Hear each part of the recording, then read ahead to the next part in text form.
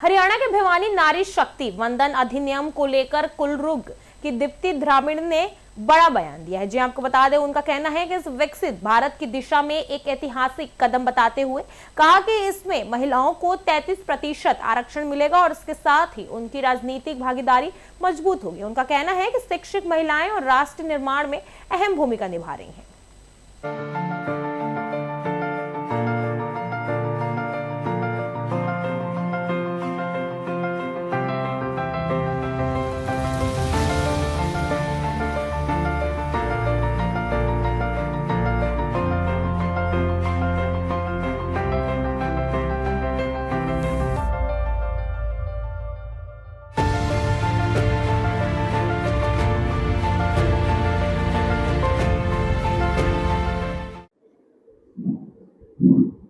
आज हमने एक कार्यक्रम अपनी यूनिवर्सिटी में रखा है और गणमान्य महिलाओं को यहाँ बुलाया है चर्चा परिचर्चा के लिए कि 33% reservation for women in Lok Sabha और राज्यसभा और legislative assembly of Delhi UT, इनके ऊपर उनके क्या विचार हैं, किस तरह महिलाओं को तैयार होना है डिसीजन मेकिंग रोल्स में आने के लिए।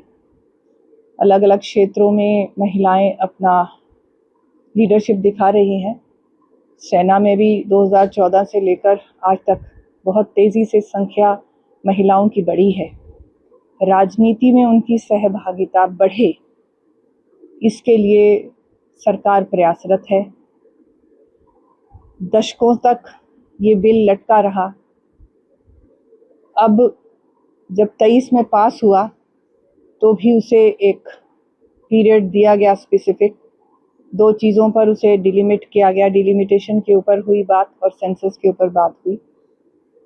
तो बहुत से एडमिनिस्ट्रेटिव और पॉलिटिकल हिकअप्स हैं जिनसे जूझ रहा है ये बिल। महिलाओं की सहभागिता पंचायत स्तर पर पहले से ही हो गई।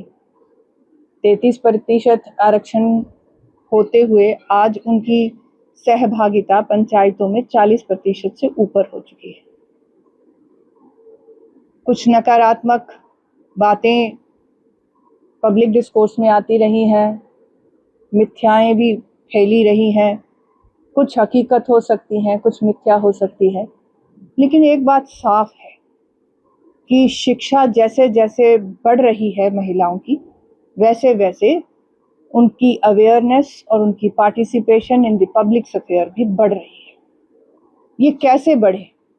मुझे विडंबना लगती है कि आधी आबादी को 33% आरक्षण अपने आप में एक विडंबना है।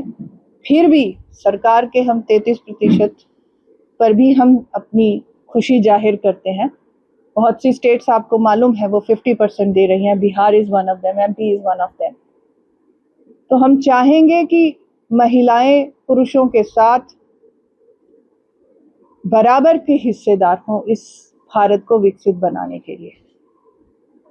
इसलिए हम इस अधिनियम से बहुत ज़्यादा उम्मीदें रखते हैं और मुझे लगता है कि समाज में एक सकारात्मक परिवर्तन महिलाओं की सहभागिता के साथ आएगा और विकसित भारत को एक नई गति देगा।